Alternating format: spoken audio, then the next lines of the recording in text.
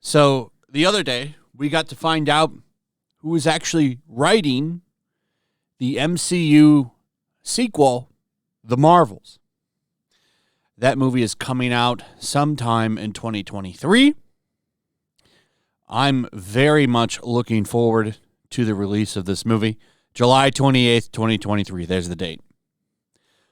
I'm really curious to how this movie is going to perform, because there's a lot of things that this movie has working against it compared to what Captain Marvel had when that movie came out.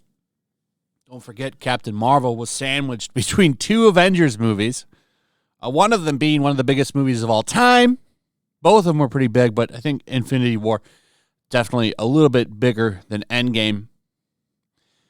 So you had that movie. It was wrote as an essential movie. You needed to see it to understand Endgame is going to make that movie better. And, of course, everyone coming off of Infinity War and the hype for that movie was like, yeah, hell yeah, I'm going to go see it. Movie's not that good. And then we find out that a She-Hulk writer wrote the script for the Marvels. And I don't think anyone's jumping for joy at that announcement. We also have the synopsis for what this movie is all about right here. While Carol and Monica are having to find their relationship again after all this time apart, we have Miss Marvel, who idolizes Carol in the way that Monica used to when she was younger. So you have these two adults having to reconcile their relationship, while this younger person is also having a relationship that mirrors the way Monica and Carol used to be together. I've only seen Captain Marvel one time, but I don't remember Carol and Monica. That was her friend's daughter having this deep relationship. Maybe I'm wrong. I don't remember. I could be wrong. I've seen the movie one time. But that's not something that stood out to me. It is what it is. So this movie, Captain Marvel 2, they took her sequel and turned it into a team-up movie because they've realized that they have a hard time selling this character. So they're adding Miss Marvel and what are they calling her in the movie? Photon, I think is what they're going to go with for Monica Rambeau. And they're going to be the Marvels. You're going to have Monica and Carol arguing. She's going to be like, why weren't you there for my mother? And they'll reconcile. And at the same time, Miss Marvel is probably going to realize that Captain Marvel is flawed and a human as well. I guarantee that's the plot right there. That's the resolution at the end of the movie. There's goofy shit about there being a world where everyone sings. This movie has the makings of disaster. But you still got people calling out the old one. Still. Joe Rogan making headlines. They gave her everything except a good movie. Joe Rogan claims Marvel ruined Brie Larson's movie. Now, I slightly agree with him. I think Brie Larson also ruined Brie Larson. But Marvel did give her a pretty awful movie. I think a lot of that comes down to the directing. The directing for that movie was shit. I mean, it's a bad movie. She walks around so stone-faced the whole movie, like barely ever making any other facial expressions except the one you see right there in that poster. Like, that's her face the whole movie. It's really weird. Really weird. And then they set her up to kind of be, like, mean. Like, she's just not a hero. My favorite example is the scene with the motorcycle where the guy's like, you should smoke some more. So she steals his clothes and his bike. Yeah, that's real heroic behavior. Real hero, champion of the people. So here's what he had to say. Marvel Studios introduced Brie Larson as Captain Marvel in the 2019 film. While the studio's attempt at introducing the strongest superhero in the MCU did not go as planned, fans still have a lot to say about the character. Joe Rogan, who claims that these fictional superheroes have heavily influenced his life, is also one of them. While discussing the MCU superheroes with Alonzo Bowden during one of his podcasts, he shared his opinion on how Marvel Studios ruined Brie Larson's MCU debut. Fans consider Captain Marvel's casting one of the most controversial castings in 2019, leaving a failed good impression on fans and end up being one of the worst reviewed movies of the MCU. However, being an important part of the MCU, the character continues to appear in films and is set to star in the upcoming film, The Marvels. Joe Rogan would definitely not be the first one to share harsh criticism of Brie. Fans have been critical of the casting, and the studio seems to be planning to improve the character. And while discussing the character on his podcast, he gave some thoughts on her. He said, Captain Marvel comes down and fucks them all up.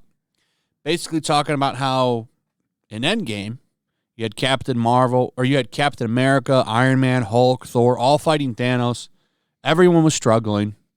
And then here comes Captain Marvel. She takes down a whole ship. They make her seem stronger than Hulk, which I'm telling you right now, she's not. Like, it almost seems like she could beat up Thor, too. She can't. But they have her position. It's almost like they're trying to turn her into the Superman of the MCU. And they do. They give her too many powers, which he brings up in his complaints, talking about how they give her way too many powers. How many powers is she supposed to have? Like, the thing here, which I find funny, and I've done tons of videos on Captain Marvel in the comics, like every other week at one point. Captain Marvel gets a new power. Carol Danvers' new power-up just changed the game. Like, are you kidding me? There was a point where they gave her, like, all of the Avengers' weapons. She was wearing Iron Man's gauntlets. She had Cap's shield, Thor's hammer. All this shit's like, who wants to read this? Like, Captain Marvel, oh, yeah, I've always wanted to see her use Thor's hammer and Cap's shield. You know who it would be cool to see do that? Spider-Man or something. Nobody wants to see Captain Marvel do that. Maybe if she was actually loved, but she's not. Check the sales data. She never makes the top 50 unless she gets a new number one. If she gets a number one, she makes it. Just like Miles did here. Miles Morales, Spider-Man number one. They gave him a new book. He got a reboot. Boom, it's a number one comic again. 5 issues, won't even be on this top 50. The same thing with Miss Marvel, Captain Marvel, all of these characters. Fake Hawkeye, Jane Foster, Thor. Nobody reads this shit. So he said they gave her too many powers. She almost has too many powers, he added. Following by his statement, comedian Alonzo Bowden shared that the studio gave her everything except a good movie. Joe Rogan agreed with Bowden as he said, that's true, they keep effing her up in the movie department. The comedian then claimed that the movie was not very impressive as it only filled the story to introduce the character to the MCU.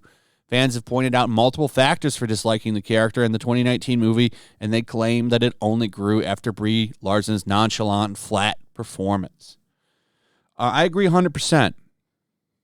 100%. Look, you can't just give the character powers and expect people to like her. You have to give her, I don't know, this is crazy, but you kind of have to give her a backstory as well, like a good backstory, a good fleshed out story for the movie. She needs to have a personality, which she doesn't have at all in that movie. Her personality in Captain Marvel's resting bitch face. That's it. And that's just not something that people identify with. Movie still made $1 billion.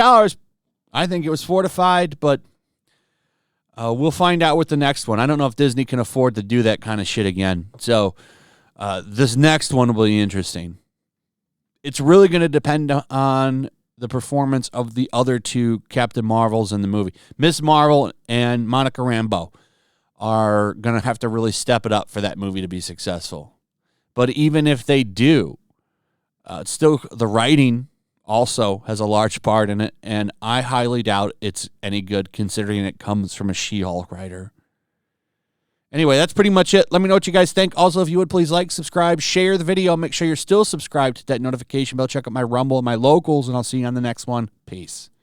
Make sure to check out my locals. There's a link in the description. It's a fun community that I'm trying to build over here. If you don't want to support me on YouTube, you can come over here. None of that money goes to YouTube. You also can just come over here for free. But if you are a supporter over here, I do plan on doing an extra live stream once a month and throwing links to the supporters so you can actually come on and have a supporter live stream with me. Also, it's a good place to catch all of my content. You don't have to worry about notifications like YouTube. They'll definitely work over here. So come check out my locals.